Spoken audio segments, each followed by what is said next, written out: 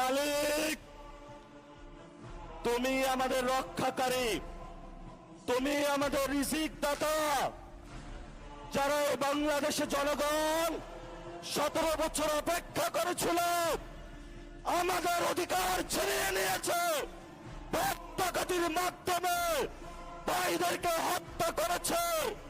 আয়েশের মালিক, তোমার মালিকের বিচারে আমরা বিচার রেখে গেলাম।